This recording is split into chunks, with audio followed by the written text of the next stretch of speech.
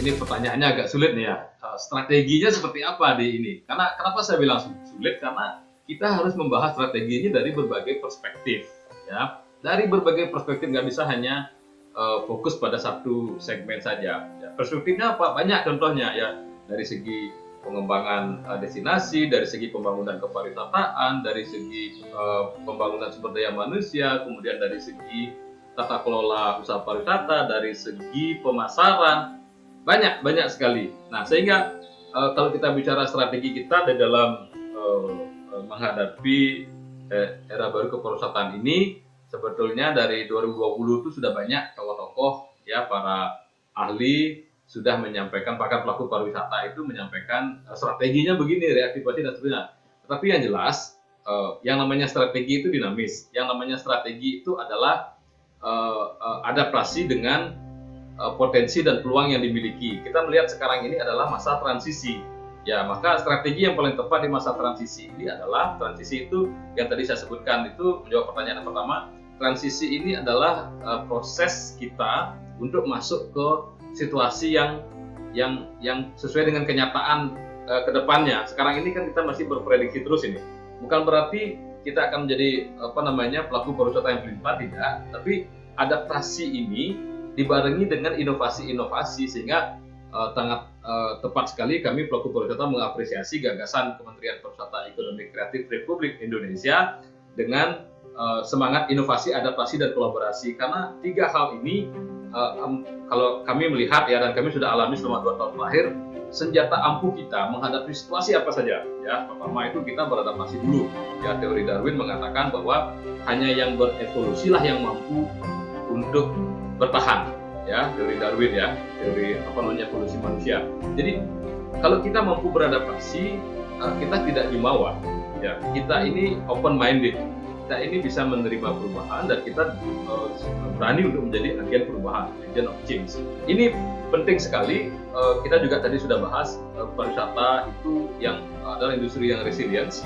Kemudian pariwisata itu adalah industri yang fragile. Kemudian pariwisata itu adalah sesuatu yang global act, yang universal. Kemudian pariwisata itu adalah juga melibatkan lintas disiplin ilmu, tidak satu ilmu saja. Sehingga strategi untuk masa transisi sekarang ini, kita mau menuju ke era yang next normal, yang real ke depannya, ya, adalah untuk menciptakan strategic plan dalam waktu jangka pendek dulu. Ya. Jangka panjang itu kemungkinannya itu adalah masih tetap harus ada modifikasi dan elaborasi sesuai dengan perkembangan dinamika. Yang kita pikirkan dari segi bisnis dalam penyelamatan itu adalah yang jangka pendek. Yang jangka pendek ini yang perlu kita selamatkan. Kalau saya perhatikan ya, kita bicara yang kecil dulu di industri perhotelan, adalah bagaimana menyiapkan produk itu untuk siap menerima kunjungan wisatawan. Jadi property readiness, ya, kesiapan properti. Ini yang pertama. Nah, pertanyaan berikutnya, biayanya mahal. Apa yang harus dilakukan? Jadi mulai dengan bagaimana menyiapkan produk yang proper dulu, ya, dengan jumlahan yang memadai. Kemudian ada sesuatu yang tanda kutip terbarukan dari produk yang kita tampilkan. Nah, yang saya concern terkait dengan hal ini ya, strategi untuk jangka pendek adalah di pembangunan sumber daya manusia. Ya, karena apa? Kekhawatiran kita semua di akhir 2020 sampai 2021 dan bahkan mungkin saat ini ya, adalah kekhawatiran terhadap kualitas sumber daya manusia. Karena apa? Manusia dalam status sebagai makhluk individu dan makhluk sosial, kita menghadapi masalah yang sangat kompleks ya selama pandemi ini. Jadi kalau kita kembali ke fenomena VUCA ya, fenomena VUCA itu kita melihat gejolak ini, volatility ini kan panjang sekali, frekuensinya panjang, volatility ini. Kemudian menimbulkan sesuatu yang uncertainty, pemerintah disalahkan, pemerintah dianggap berubah-ubah peraturannya. Memang uncertainty, kita harus pahami uncertainty. Uncertainty ini adalah bukan untuk tujuan negatif, tetapi tujuannya untuk bisa adaptif dengan perkembangan terbaru ya. Begitu kasus meningkat, maka PPKM diterapkan. Itu adaptif ya, uncertainty, dan kita harus menerima. Sekali lagi, kita jangan denial lagi, kita harus accept dalam hal ini. Ya, jangan lagi seperti di awal pandemi kita menyangka nggak mungkin gitu ya. Kemudian complexity. Ya, ini yang saya bilang tadi, kita menghadapi permasalahan kompleks sebagai makhluk individu dan makhluk sosial. Makhluk individu juga kita takut terpapar COVID. Kemudian yang kedua, kita ketakutan terhadap ekonomi yang sangat susah, tidak punya pendapatan. Kemudian sebagai individu juga kita memikirkan proteksi terhadap keluarga ya. Sebagai makhluk sosial, kita waktu itu dibatasi untuk pertemuan. Kemudian kita juga mengkhawatirkan teman, saudara, keluarga kita. Kemudian kita juga tidak mampu untuk melakukan aktivitas sosial seperti masa sebelumnya, sebelum masa pandemi ya, untuk melakukan donasi, kemudian memberikan pembantuan dan sebagainya, karena kita juga penuh keterbatasan. Ya. Sehingga dalam kondisi demikian, akhirnya beberapa dari kita shifting ya, melakukan pergeseran. Ada yang jualan makanan, kemudian jualan pakaian online, kemudian tidak sedikit juga yang kembali ke desa, berkebun, bertani, beternak, kemudian menjadi driver taksi online ya. Banyak sekali. Nah, kita tidak mengatakan itu tidak bagus. Itu adalah bentuk resiliensi dan agility kita di pariwisata. Yang kami khawatirkan adalah bahwa mindset kita sebagai orang pariwisata 2 tahun ini terguncang. Kita terguncang karena apa? Kita menghadapi situasi yang mengkhawatirkan, kemudian hal baru yang kita pelajari, yang demandable ya, yang memang ada permintaan saat itu ya. Kamar hotel tidak bisa dijual atau disewakan, makanan di hotel juga tidak mampu dibeli. Akhirnya kita shifting kepada produk-produk kegiatan aktivitas di masyarakat yang diminati. Ya, bagaimana caranya untuk mendapatkan income kan seperti itu. Nah, inilah strategi jangka pendek menurut saya yang sangat urgent sekali dan prioritas, bagaimana kita membangun kembali sumber daya manusia kita ini, talenta kita ini.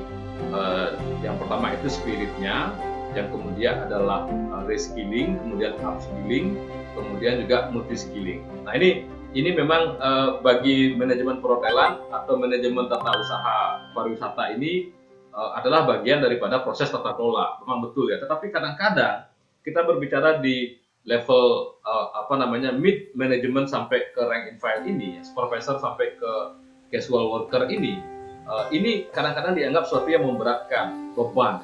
Training lagi, latihan lagi, belajar hal baru lagi. Nah, ini sehingga ada peranan yang sangat penting di sana bagi para pengelola usaha pariwisata, termasuk juga pemilik. Mohon izin, saya bukan menggurui, tapi pengalaman saya dalam memberikan pelatihan, saya melihat memang di awal itu untuk mendapatkan atensi peserta pelatihan ini memang butuh kerja keras ya bagi seorang profesional trainer.